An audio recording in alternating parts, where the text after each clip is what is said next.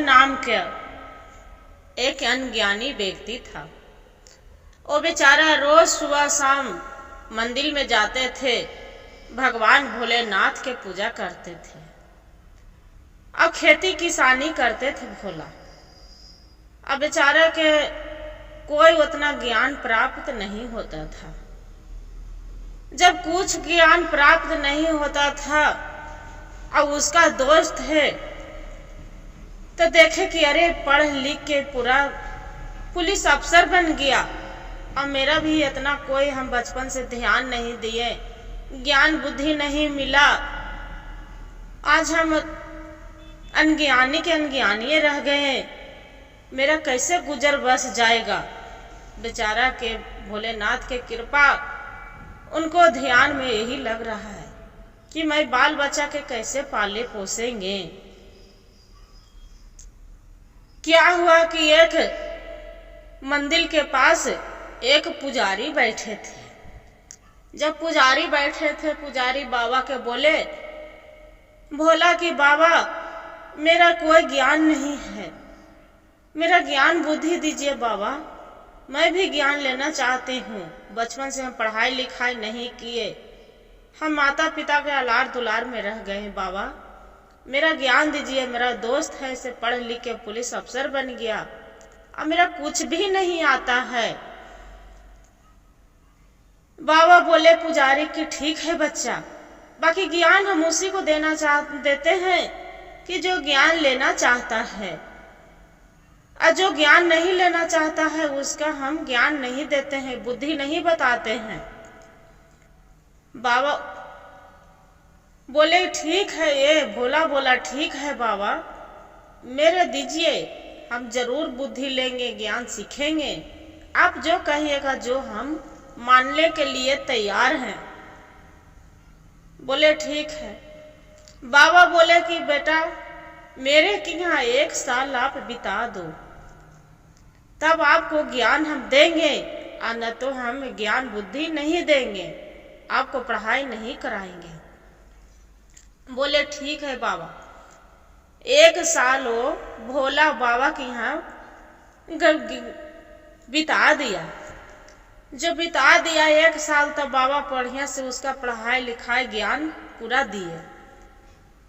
बाबा ज्ञान दिए, बोले कि देखिए बच्चा, जो घी है जो बहुत शुद्ध होते हैं, निर्मल होते हैं, जो स्वस्थ घी खा लेगा वो शरीर के लिए स्वस्थ बन जाएगा।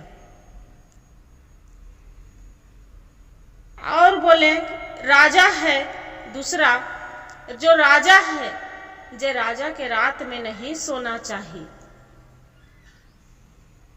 और तीसरा व्यक्ति है, तीसरा ज्ञान बताए, मतलब कि जो तीसरा ज्ञान है, जो कोई व्यक्ति है जो निर्मल फल नहीं पाना चाहते हैं, उसका जो जिद करते हैं हट, उसका दंड देना चाहिए। भोला के 1 साल बाबा के यहाँ बीत गया। जो बीत गया, बाबा फिर वहां से भोला चल दिया। अब मन में सोच रहा है कि हम जो बाबा मेरा ज्ञान तो दे दिए, बाकी ज्ञान किसी को बता देंगे तो उसी को ज्ञान मिल जाएगा, वो भी कुछ कमा खाएगा। इस ज्ञान दे के हम धन कमा सकते हैं, अपन बाल बच्चा के पालन पोषण कर सकते हैं।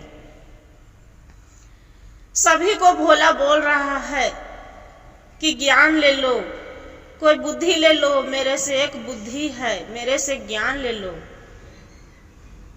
कोई ज्ञान नहीं ले रहा है, कोई भोला से बुद्धि नहीं ले रहा है। एक राजा है तो बोल रहे हैं कि बताओ भोला तू क्या ज्ञान देना चाहते हो, मेरे के बताओ, जे आपसे हम ज्ञान लेंगे, बुद्धि बता दो। मेरा राजा है तो क्या हुआ, सभी को ज्ञान बुद्धि कम आता है, मेरा बताओ वो क्या ज्ञान देना चाहते हैं।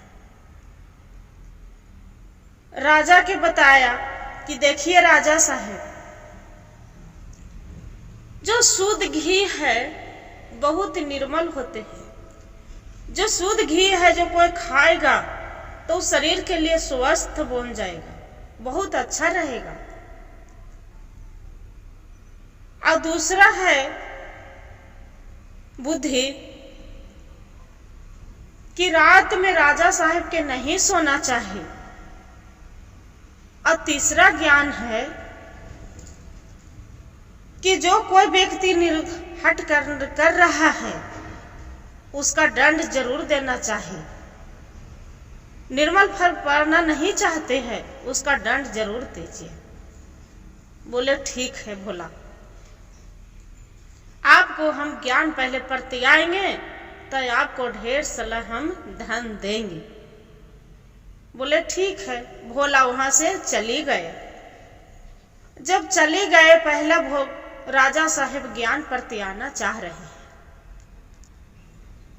जो पहला परतिया रहे हैं तो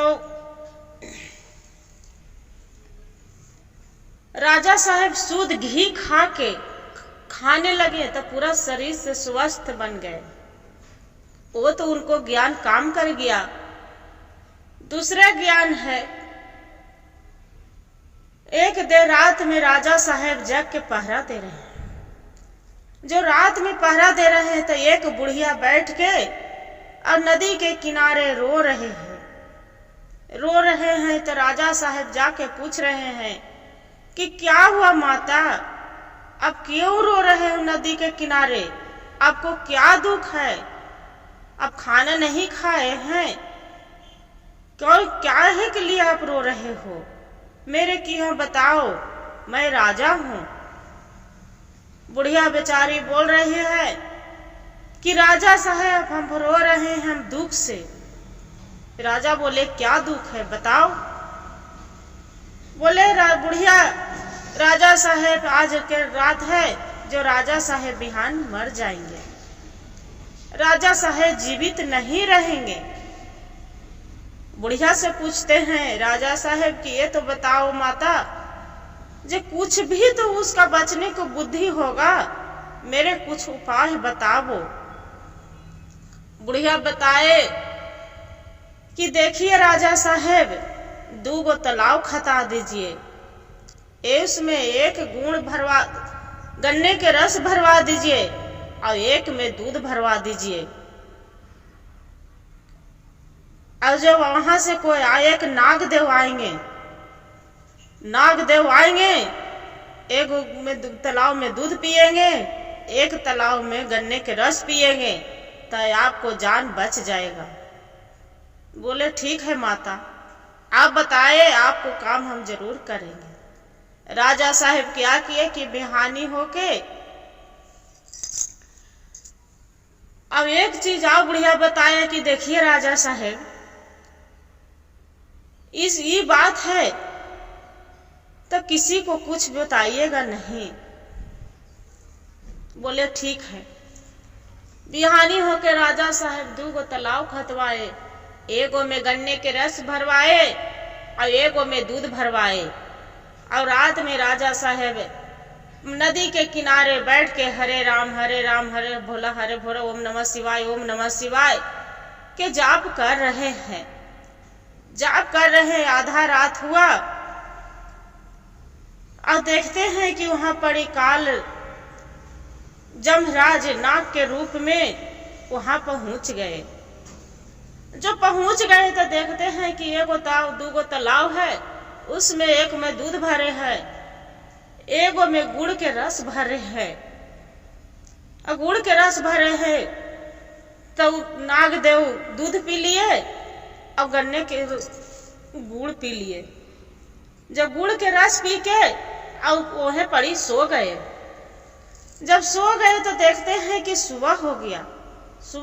तब वहां से चल देख रहे हैं, राजा साहब के बोल रहे हैं कि राजा साहब आपको हम डांसने आए थे, बाकी आपको हम नहीं डसे, आपसे बहुत प्रसन्न है। आप हमसे जो मांगना चाहते हैं जे आप हमसे मांग सकते हैं। राजा साहेब बोले कि देखिए कालदेव, आप जो देना चाहते हैं तो मेरा एक ही वरदान दीजिए कि कोई जीव जंतु है नहीं बोलता है उसका हम बुद्धि समझ सकते हैं। कालदेव बोल दिए तथास्तु। बाकी कालदेव बोले कि देखिए बच्चा, आपको तो हम बता दिए हैं, बाकी ये बुद्धि कभी मत बताइएगा किसी को, न तो आपको मृत्यु हो जाएगा। बोले ठीक है, नहीं बताएंगे। वहां से चल दिए कालदेव, चल दिए। राजा अपना घर आ गए। एक दिन के बात हुआ कि राजा रानी और दुल्हन खाना खा रहे थे। जब खाना खा रहे थे, रानी बहुत प्रेम के भाव से वो पुआ बनाई थी। जब पुआ बनाई थी, खाते खाते खाते एक दिन के बात हुआ, खा रही थी, थाली में से गिर गया थोड़ा सा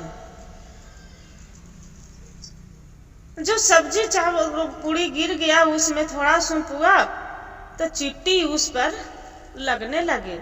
अब गुड़ के मीठा के चीज है, चिट्टी और मच्छी भन भन भन भन ओजा पड़ी कर रहे हैं। जब कर रहे हैं तब देखते हैं और चिट्टी सोच रहा है कि हम खींच के ले जाएं, और मच्छी सोचता है कि हम खींच के ले जाएं। और राजा साहब देख के बुरा मुस्कुरा रहे हैं। जो मुस्कुरा रहे हैं तो रानी पूछ रही है कि राजा साहब आप क्यों मुस्कुरा रहे हो, आप बहुत खुश हैं, क्या बात है। राजा साहब नहीं बता रहे हैं, नहीं बता रहे हैं। रानी पूरा हट कर रहे हैं। राजा साहब बताएंगे कि नहीं बताएंगे। राजा साहब बोलते हैं कि सारी बात आपको बताना ही जरूरी है, नहीं बताएंगे। क्यों बतावे, नहीं बता सकते हैं। बोले ठीक है। पूरा रानी झगड़ा मचा दिए। अब मैं चले के बाद कहे कि ठीक है राजा साहब मत बताइए, अब जो मेरे से कुछ नहीं बताना चाहते तो मत बताइए। हम की नदी के पास में, राजा के घर के पास एक तालाब था। रानी उठे पठे बोलते हैं अपना जान हम दे देंगे। राजा साहब सोच रहे हैं कि अब जो रानी नहीं रहेगा तो मैं बच के क्या करूंगी, मेरी ही भी जान दे दूंगी। जाते हैं, बचा लेते हैं रानी के, बता देते हैं। राजा साहब आगे आगे रानी और पीछे से राजा चल पड़े। जब चल पड़े तो नदी के पास में देखते हैं कि एक शेर और शेरनी वहां पड़ी, दोनों लड़ रहे हैं, बोल रहे हैं शेर कि जे तू कहेंगे वही हम करेंगे, जे आपको सारी बात हम मान में करेंगे, नहीं मानेंगे। उसका शेर के क्या कर रहा है कि उसका मार रहा है। राजा साहब सोचे कि अरे ये बात तो मेरा ज्ञान आ गया। राजा साहब के ज्ञान है, पिछुआड़े वहां से राजा साहब घूर के अपना घर वापसी लौट गए। आगे आगे राजा, पीछे पीछे रानी चल पड़े। होकर बाद में अनज्ञानी के बुला के और उसका बोलते हैं कि लो आपको तीनों ज्ञान मेरा काम कर गया, आप जितना धन मांगना चाहते हो उतना आपका हम देंगे। अनज्ञानी भोलेनाथ के कृपा था। अनज्ञानी बोले कि राजा साहब आपसे हम कुछ नहीं मांगेंगे, आप जो दिल है आप दे दीजिए। राजा साहब उसका जो जान बचिया तो नहीं कैसे देगा। राजा साहब खूब बिन बोले मुंह पूरा उसका धन दौलत दे दिया। हर हर महादेव, जय मैया गौरी पार्वती या भोलेनाथ। जैसे एक ज्ञानी को धन दिए, जैसे सबको ज्ञान दीजिएगा, बुद्धि दीजिएगा, धन दीजिएगा। कथा कहने वाला पर भी दया करिएगा, सुनने वाले पर भी दया करिएगा। हर हर महादेव, घर घर महादेव।